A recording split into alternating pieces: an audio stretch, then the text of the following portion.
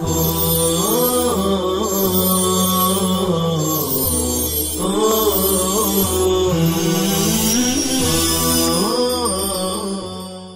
اللہ الرحمن الرحیم نحمده ونصلی علی رسوله الکریم اما بعد قال المصنف رحمه الله وخالف سبويه الأخفش في مثل أحمر علما إذا نكر اعتبارا للصفة الأصلية بعد التنكير ولا يلزمه باب حاتم لما يلزمه من اعتبار المتضادين في حكم واحد وجميع الباب باللام أو بالإضافة ينجر بالكسر۔ اور سبوئی نے اخفش سے اختلاف کیا ہے احمر جیسی مثال میں نام ہونے کی حالت میں جب وہ نکرہ بنا دیا جائے تو بھی سبوئی کے نزدیک غیر منصرف ہوگا، نکرہ بنا دینے کے بعد صفت اصلیہ کا اعتبار کرتے ہوئے۔ ہم نے ایک دم مفہومی ترجمہ کیا، اعتبارا للصفت الاصلیتی، سبوئی کے نزدیک نکرہ غیر منصرف ہوگا نکرہ بنانے کے بعد صفت اصلیہ کا اعتبار کرتے ہوئے۔ ولا يلزم باب حاتم، اور سبوئی پر باب حاتم کو غیر منصرف پڑھنا لازم نہیں آتا۔ ولا يلزم باب حاتم، اور سبوئی پر ہو ضمیر کا لا يلزمہ میں ہو ضمیر ہے، اس سے مراد امام سبوئی۔ امام سبوئی پر باب حاتم کو لازم نہیں آتا، یعنی غیر منصرف پڑھنا لازم نہیں آتا۔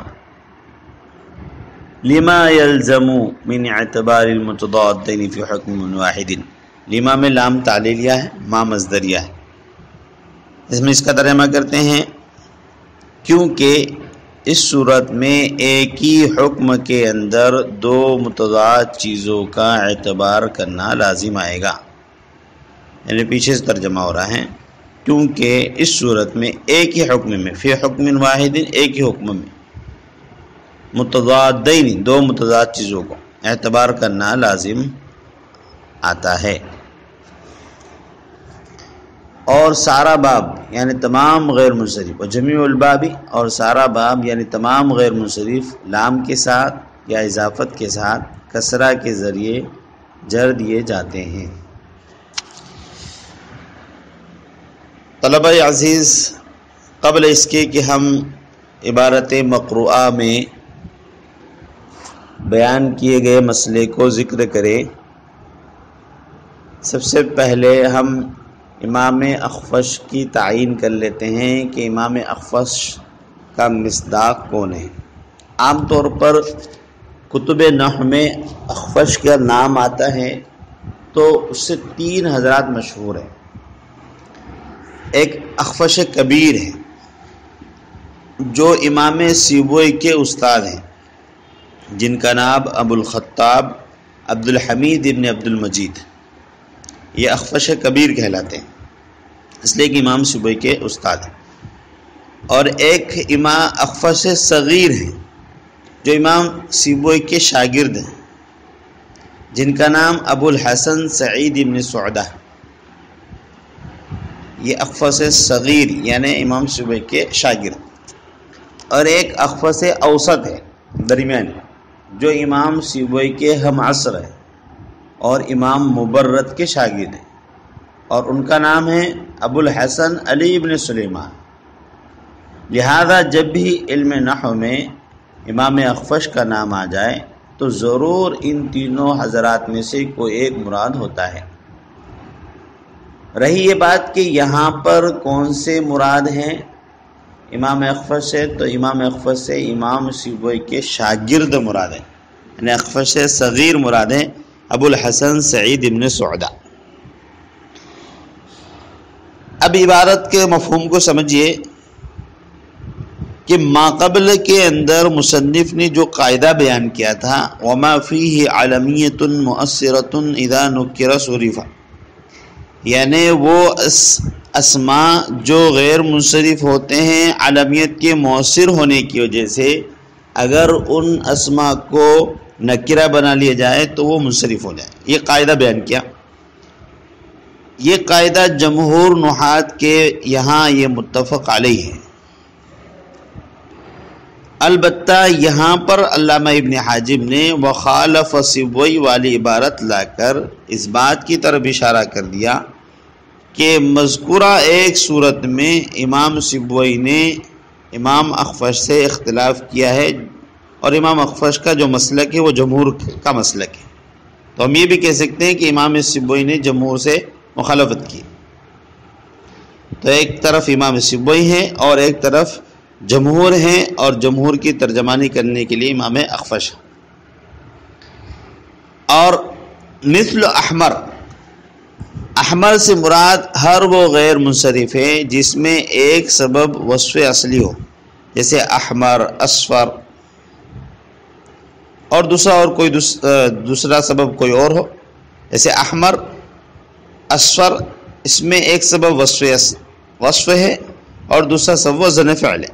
یا پھر اسی طریقے سے دیکھ لیجیے عطشان، سکران، کہ اس میں ایک سبب وصف ہے اور دوسرا سبب الف نون زائدہ. بہرحال تو احمر سے مراد ہر وہ غیر منصرف ہے جس میں ایک سبب وصف اصلی ہو. جب اس کو کسی شے کا علم ٹھہرا دیا گیا، یعنی ایسا اسم جس میں وصفیت کے معنی ہو، اگر اس کو علم بنا لیا جائے، کسی کا نام رکھ دیا جائے، تو اس کی وصفیت ختم ہو جائے گی. کیوں؟ اس لیے کہ وصفیت اور علمیت دونوں ایک ساتھ جمع نہیں ہو سکتی ہے، اور یہ بات کئی مرتبہ گزر چکی ہے کہ وصفیت یہ ذات مبہمہ پر دلالت کرتی ہے اور علمیت یہ ذات متعینہ پر دلالت کرتی ہے، لہذا یہ دونوں ایک ساتھ جمع نہیں ہو سکتی. تو جب ہم نے کسی کا نام رکھ لیا تو وصفیت دور ہو گئی اور اس کے قائم مقام علمیت ہو گئی. اب بھی بالاتفاق یہ اسم غیر منصرف ہوگا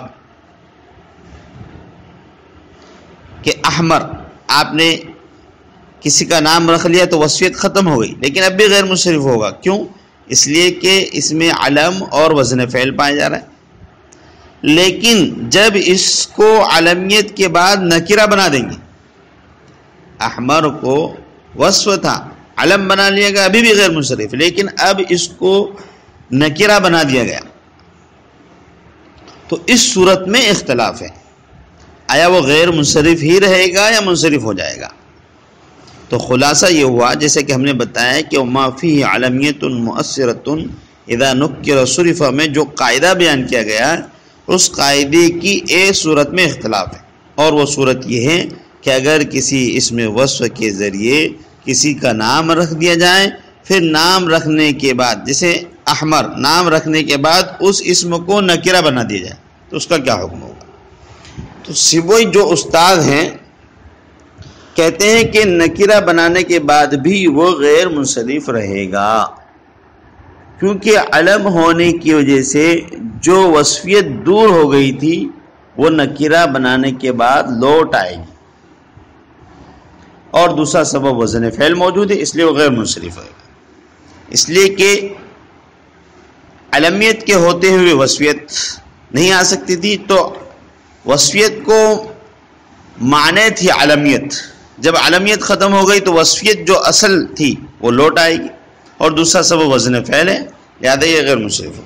اور اخفش جو کہ شاگرد ہیں یہ کہتے ہیں کہ نہیں، اب وہ اسم منصرف ہو جائے گا، کیونکہ وصفیت تو علمیت کے سبب ختم ہو گئی اور علمیت تنکیر کے سبب یعنی نکرہ بنانے کی وجہ سے ختم ہو گئی، لہذا اس میں صرف ایک سبب وزن فعل باقی رہا جو غیر منصرف بنانے کے لیے کافی نہیں ہے، اور جو وصفیت نام رکھنے کی وجہ سے ختم ہو گئی تھی وہ نکرہ بنانے کے بعد نہیں لوٹے گی.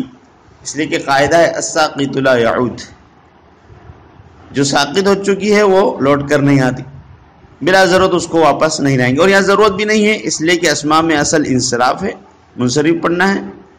لہذا امام اخفش جو کہ جمہور کا مذہب ہے وہ یہی کہتے ہیں کہ وصفیت اصلی لوٹ کر نہیں آئے گی. اب ایک ہی سبب اس کے اندر باقی رہا وزن فعل، اور ایک سبب سے یہ غیر منصرف نہیں ہوگا بلکہ منصرف ہوگا. لہذا کہا جائے گا کم من احمر لقیت. یہاں پر احمر پر جو تنوین پڑھی گئی اور یہی جمہور کا مذہب ہے جیسا کہ ابھی ہم نے آپ کو بتایا. اب یہاں پر ایک بات یہ ہے کہ جب امام سیبوئی استاد ہے اور اخفش شاگرد ہے تو مخالفت کی نسبت جو ہے اخفش کی طرف ہونا چاہیے. تو اخفش کے بجائے مصنف نے مخالفت کی نسبت استاد سیبوئی کی طرف کی ہے. ایسا کیوں کیا؟ تو مصنف اس بات کی طرف اشارہ کرنے جا رہے ہیں کہ اخفش کا مذہب یہ جمہور کے موافق ہے، اس لیے مصنف نے مخالفت کی نسبت استاد یعنی سیبوئی کی طرف کی. اگرچہ یہ مستحسن نہیں ہے لیکن ترجیح کی طرف اشارہ کرنے کے لیے اور جمہور کے مسلک کی طرف اشارہ کرنے کے لیے مصنف نے ایسا کیا. آگے جو بات عبارت ہے ولا یلزم باب حاتم، تو باب حاتم سے مراد ہر وہ علم ہے جو اصل میں وصف ہو اور فی الحال علم ہو، جیسے حاتم، قاسم، ہاشم. اب یہاں سے مصنف ایک اعتراض کا جواب دے رہے ہیں جو امام اخفش کی طرف سے امام سیبوئی پر اعتراض ہو سکتا ہے، جس کا حاصل یہ ہے اعتراض کا حاصل یہ ہے، خلاصہ یہ ہے کہ اگر وصفیت اصلیہ کے زائل ہونے کے بعد اس کا اعتبار کرنا جائز ہو، جیسا کہ احمر کے مثال میں کہا کہ وصفیت اصلیہ علم کی وجہ سے ختم ہو گئی تھی، پھر عالمیت کے ختم ہونے کی وجہ سے وصفیت اصلیہ جو زائل ہو گئی تھی اس کا اعتبار کیا امام سیبوئی نے. تو حاتم جیسے الفاظ کو بھی غیر منصرف پڑھنا چاہیے، اس لیے کہ اس میں بھی تو وصفیت اصلیہ اور علمیت حالیہ موجود ہیں، لیکن اس کو غیر منصرف پڑھنا تو بالاتفاق باطل ہے. تو لہذا احمر جیسی مثال میں بھی غیر منصرف پڑھنا باطل ہوگا. تو اعتراض یہ ہوا کہ باب حاتم میں بھی وصفیت ہے اور علمیت ہے، تو اس میں بھی وصفیت اصلیہ کا اعتبار کرتے ہیں اور علمیت حالیہ کا اعتبار کرتے ہیں. دو سبب پائے جس کو غیر منصرف پڑھنا چاہیے لیکن اس کو منصرف پڑھا جاتا ہے. تو مصنف نے امام سیبوئی کی طرف سے جواب دیا ہے کہ یہ الزام اور اعتراض سیبوئی پر عائد نہیں ہوتا، کیونکہ حاتم جیسی مثال میں وصف زائل کا اعتبار کرنے سے معنی موجود ہے. حاتم جیسی مثال میں وصف زائل یعنی جو وصف ختم ہو گیا ہے علم بنانے کی وجہ سے حاتم، ہاشم، قاسم، تو یہ وصفیت کے معنی رکھتے تھے، لیکن جب ان کا نام رکھ لیا گیا تو وصفیت ختم ہو گئی اور وصف زائل کا اعتبار کرنے سے یہاں پر ایک دوسرا معنی موجود ہے، اور وہ یہ ہے کہ دو متضاد چیزوں کا جمع ہونا ایک اسم میں، یعنی علمیت اور وصفیت دونوں میں تضاد ہے، دونوں ایک دوسرے کی ضد ہے.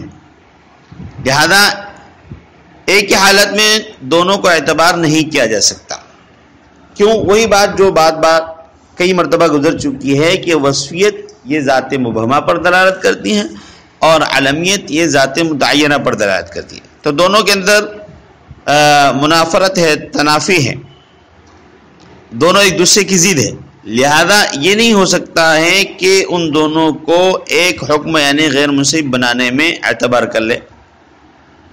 ہاں، وصف اصلی کا اعتبار دوسرے سبب کے ساتھ کر سکتے ہیں، غیر منصرف کے ساتھ نہیں کر سکتے. جیسے کہ اسود اور رقم، وصف کے بیان میں ہم نے آپ کو بتایا تھا کہ اسود اور رقم یہ دونوں جو ہے سانپ کے نام ہو گئے ہیں. تو اب یہاں پر اسود اور ارقم یہ نہیں کہیں گے کہ وصف اور علمیت کی وجہ سے غیر منصرف، وصفت اصلیہ اور وزن فعل کی وجہ سے غیر منصرف، اگرچہ یہ نام ہے تو علمیت کی وجہ سے غیر منصرف نہیں ہوں گے.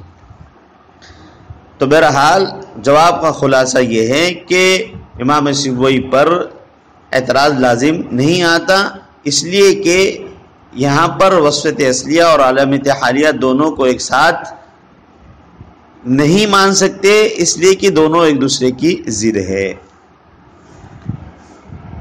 آگے مصنف نے کہا وَجَمِعُ الْبَابِ بِاللَّامِ وَبِالْإِضَافَةِ يَنْجَرُ بِالْكَسْرَةِ،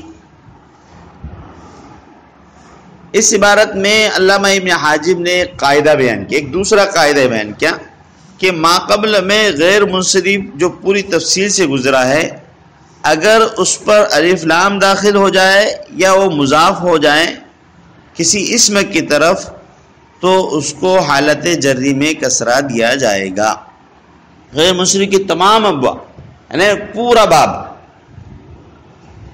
جتنے بھی ہم نے اسباب پڑھے ہیں پورا باب، اگر اس پر الف لام داخل کر دیا جائے یا اس کی کسی اسم کی طرف اضافت کر دی جائے تو حالت جری میں کسرہ آئے گا۔ جیسے قرآن کریم میں فی احسن تقویم، احسنی، احسن کی اضافت تقویم کی طرف کر دی گئی، لہذا فی عامل جار ہونے کی وجہ سے حالت جری میں اس پر کسرہ آ گیا، فی احسنی تقویم۔ اور رب المشارقی الف لام داخل ہو گیا، لہذا المشارقی جو کہ جمع منتہی الجموع ہے اس پر حالت جری کی وجہ سے کسرہ آ گیا الف لام کے داخل ہونے کی وجہ سے۔ تو غیر منصرف کا کوئی بھی اسم ہو اگر اس کی اضافت کر دی جائے یا اس پر الف لام داخل کیا جائے تو وہ اس پر حالت جری میں کسرہ آ جاتا ہے۔ اب یہاں پر مصنف نے دیکھیے یہ نہیں کہا کہ وہ منصرف ہو جائے گا یا غیر منصرف، بلکہ اس اعراب پر اکتفا فرما کر بات ختم کر دی، اس لیے کہ منصرف اور غیر منصرف ہونے میں علماء نحو کے درمیان اختلاف ہے کہ حالت جری میں الف لام اور اضافت کی وجہ سے جو کسرہ آتا ہے تو وہ اسم منصرف ہو جاتا ہے یا غیر منصرف ہے۔ تو بعض علماء نحو کہتے ہیں کہ وہ منصرف ہو جاتا ہے اور بعض کہتے ہیں کہ نہیں، صرف غیر منصرف ہی رہتا ہے، منصرف کے صرف حکم میں ہوتا ہے۔ اور یہ اختلاف اس لیے ہے کہ جن علماء نحات نے غیر منصرف کی تعریف یہ کی ہے کہ جن میں اسباب مناصرف میں سے دو سبب یا ایک سبب موجود ہو جو دو کے قائم مقام، تو ان کے نزدیک یہ غیر منصرف ہی رہتا ہے۔ کیوں کہ احسنی تقویم میں اگرچہ حالت جری میں کسرہ آ گیا ہے اضافت کی وجہ سے، لیکن احسن ابھی بھی اس کے اندر دو سبب پائے جا رہے ہیں، وزن فعل اور وصف۔ اور رب المشارق، المشارقی میں ابھی بھی جمع منتہی الجموع جو اکیلا دو سبب کے قائم مقام ہے وہ موجود ہیں، تو وہ غیر منصرف ہوگا۔ اور جن حضرات نے یہ تعریف کی ہے کہ غیر منصرف وہ اسم معرب ہے جس پر کسرہ اور تنوین نہ آ سکے تو ان کے نزدیک منصرف ہو جائے گا، اس لیے کہ اضافت کی وجہ سے کسرہ آ گیا یا الف لام کی وجہ سے کسرہ آ گیا، لہذا ان دونوں صورتوں میں وہ منصرف ہو جائے گا۔ تو یہ مصنف نے اس کے استعمال پر اکتفا کیا، اس کو منصرف اور غیر منصرف نہیں کہا، اسی اختلاف کی وجہ سے۔ امید ہے کہ آپ آج کا سبق سمجھ چکے ہوں گے۔ ہم پھر ایک مرتبہ عبارت پڑھتے ہیں، اس کا ترجمہ کرتے ہیں۔ وخالف سبوی الاخفش فی مثل احمر على من اذا نکر اعتبارا للصفت الاصلیت بعد التنکیری۔ امام سبوی نے اخفش سے اختلاف کیا ہے احمر جیسی مثال میں نام ہونے کی حالت میں جبکہ وہ نکرہ بنا دی جائے، على من اذا نکر نام ہونے کی حالت میں، اذا نکر جبکہ وہ نکرہ بنا دی جائے، اعتبارا للصفت الاصلیت بعد التنکیری، یعنی امام سبوی کے نزدیک غیر منصرف ہوگا نکرہ بنا دینے کے بعد وصفیت اصلیہ کا اعتبار کرتے ہوئے۔ ولا يلزم باب حاتم لما يلزم من اعتبار المتضادین فی حکم واحد، اور امام سبوی پر باب حاتم کو غیر منصرف پڑھنا لازم نہیں آتا کیونکہ اس صورت میں ایک ہی حکم کے اندر دو متضاد چیزوں کو اعتبار کرنا لازم آتا ہے۔ اور وجمیع الباب باللام او بالاضافت انجر بالکس، اور سارا باب یعنی تمام غیر منصرف لام کے ساتھ یا اضافت کے ساتھ کسرے کے ذریعے جر دیے جاتے ہیں، یعنی حالت جری میں کسرہ دیا جاتا ہے۔ اللہ تعالی ہم سب کو علم نافع عطا فرمائے۔